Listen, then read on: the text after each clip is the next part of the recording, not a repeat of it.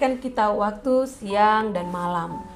Cara terbaik untuk mensyukuri waktu yang dianugerahkan Tuhan bagi kita adalah dengan merenungkan firman-Nya agar kita tidak melakukan kesalahan menjalani waktu-waktu kita yang masih akan dianugerahkan oleh Tuhan.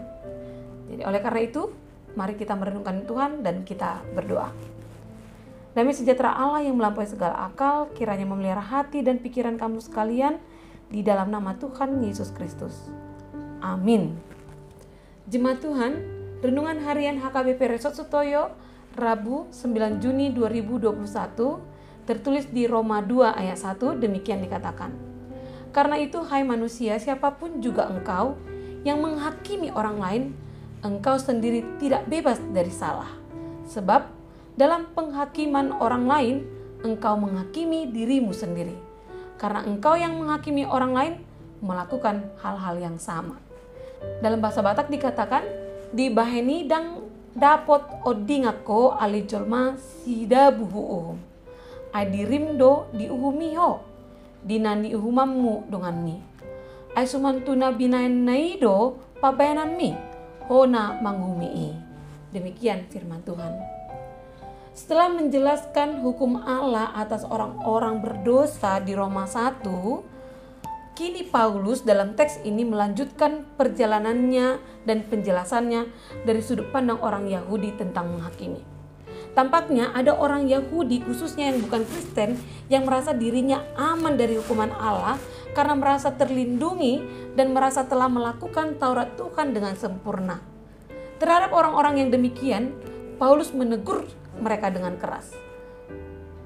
Paulus menegaskan bahwa hukum Allah berlaku atas semua orang yang tidak percaya, baik non-Yahudi maupun Yahudi.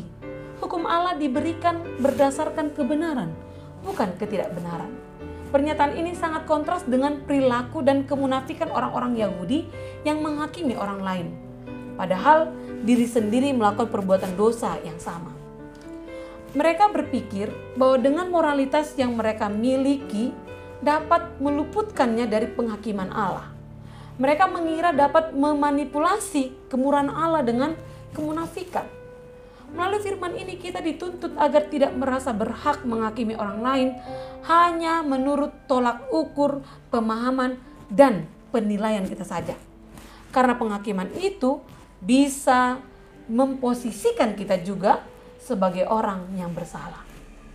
Ada pengalaman seseorang saat dia dan beberapa temannya berkunjung ke rumah temannya. Dia terkejut melihat cara ibu temannya berbicara dengan seorang tetangganya. Ibu temannya itu berbicara dengan suara yang sangat keras dan terkesan membentak-bentak.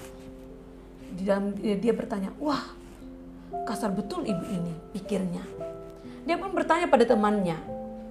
Dia bilang begini, "Ngeri kali suara mamamu itu ya. Yang lagi marahnya dia. Apa mamamu tidak suka kami datang ya? Atau memang seperti itu gaya bicara mamamu?" Ya apalagi ya kita ibu-ibu orang Batak ya. Lalu temannya itu menjelaskan, ternyata ibunya berbicara seperti itu karena pendengaran tetangganya itu terganggu. Memang sering sekali saat ada seseorang melakukan satu hal yang tidak kita sukai, menurut kita kurang pantas atau kesannya jahat, alangkah baiknya kita mencoba memahami dulu kenapa ia berlaku seperti itu. Belajarlah memahami, bukan buru-buru menghakimi. Penghakiman adalah bagian Tuhan, bukan bagian kita. Alih-alih menghakimi orang lain, patutlah kita mengkoreksi diri kita terlebih dahulu. Bisa saja karakter atau kedewasaan rohani kita malah jauh lebih buruk daripada orang yang kita pikir berlaku buruk itu. Kita tidak bebas dari salah. Hanya karena kekayaan kemurahan Tuhanlah, kesabaran Tuhanlah, dan kelapangan hatinya lah kita mendapatkan pengampunan. Kalau kita selalu berharap Tuhan dan sesama mau memahami kita, kita pun harus mau memahami orang lain. Setiap kali kita mau menuding orang lain begini dan begitu, bertanyalah pada diri sendiri. Kalau saya berada di posisinya, apa yang saya perbuat? Jangan hanya menilai dari apa yang nampak, tetapi cobalah mencari tahu apa yang sebetulnya terjadi. Kita pun akan bisa memberikan penilaian yang tepat dan merespon dengan cara yang benar pula.